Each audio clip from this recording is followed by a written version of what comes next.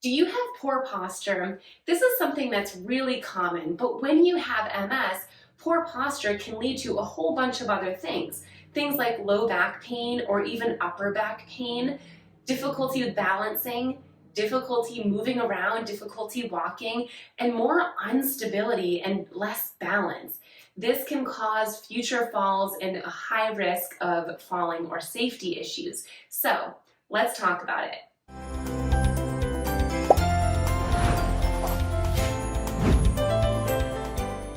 If you don't know who I am, I'm Dr. Gretchen, physical therapist and multiple sclerosis certified specialist. There are three most common types of poor posture when you're standing or walking. So I'm going to review with you exactly what those types of posture are and different exercises you can do to improve them. Type number one is what I call a slouched posture. So you're standing or walking in a slouched position. Your shoulders are rounded forward, your upper back is rounded, your hips might even be rounded as well. So you're almost making this C-shape figure. So this is option number one. Option number two, your back actually stays flat, but your hips poke out backwards. So you either stand or walk like this with a flat back, but your hips are back. I call this hinged. Option number three is a combination of the two. So your hips are back and you're round. So you're rounded forward, everything's still slouched, but your butt is also backwards.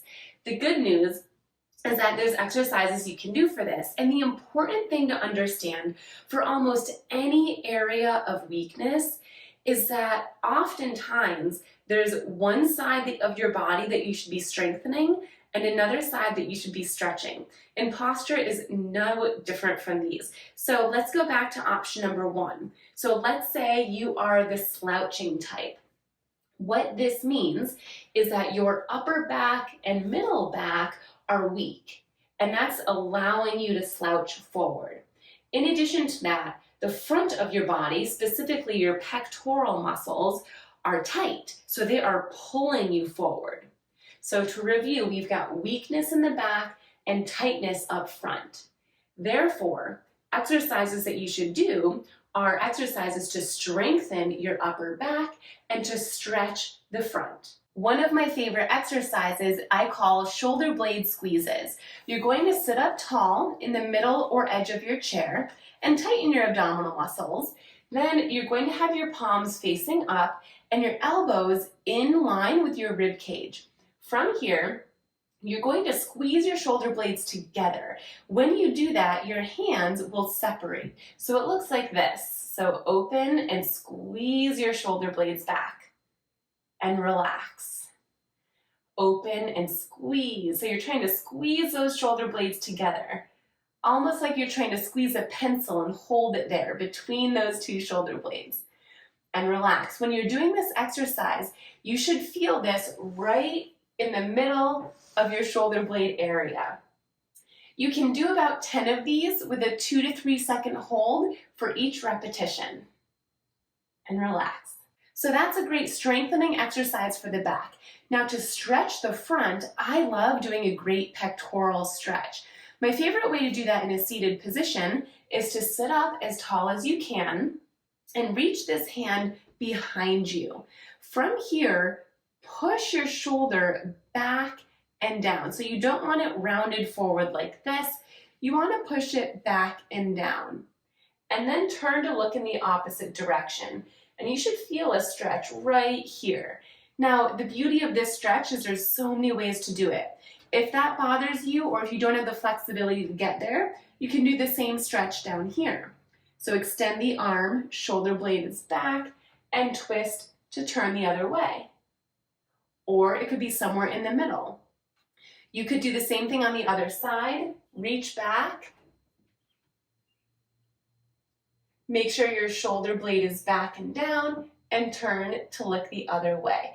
Regardless, you should feel the stretch in the front area of your shoulder. That's where the pectoral muscles are. If you'd rather do this standing, you can absolutely use a doorway and put both of your hands on either side of the door and then lean through, and you'll feel a stretch on both sides. I would hold this stretch for 20 to 30 seconds and do this at least 2 times, if not 3 on each side. Moving on to posture type number 2, if you stand or walk in a hinged position, your back is flat, so this actually is not a rounded back position, meaning it requires different exercises.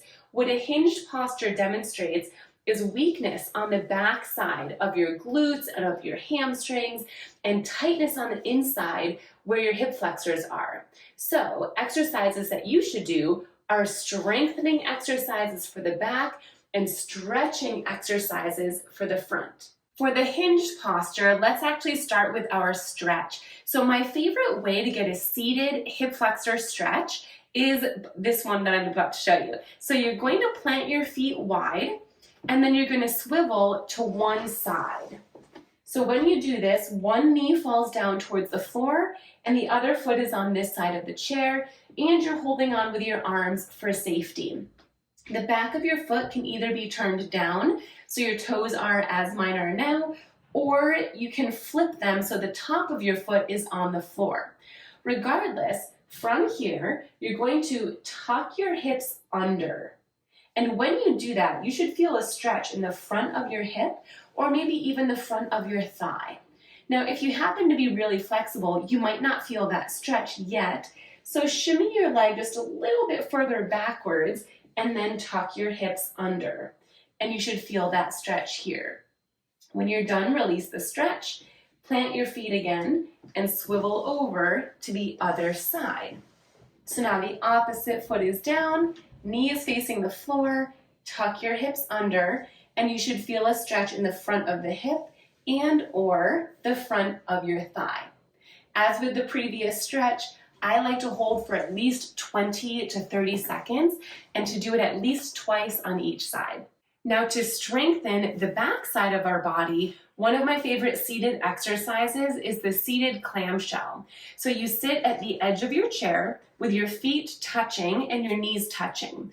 And from here, you're going to open your knees as wide as you can without your feet moving away from each other. So the instep of your feet should be touching the whole time. Open as wide as you can. And once you're as wide as you can be without your feet rolling, I want you to squeeze your butt muscles, squeeze your glutes, and then relax and close. Open and squeeze your glutes. When you squeeze your glutes, you should feel like you raise about an inch or so up off of the chair, and then relax and close. Open and squeeze, relax and close. This is a great strengthening exercise for your glutes, which is one of the big muscle groups on the back side of our body that we need to be stronger in order to stand up taller. I like to do this exercise about 10 times with a hold for about 2 to 3 seconds for each repetition. If you have the third type of posture, which was the combination where you are hinged and rounded, then you would want to do all of the exercises that we've talked about so far. And if you're not sure exactly what your posture is like, either look in a mirror as you are standing or walking, or ask a friend or family member to tell you what they see when they watch you walk. Now, of course, this is just a sampling of the different types of exercises possible for you to improve your posture. If you're looking for more, consider checking out my online MS Wellness program, The Missing Link, or my Total Core program.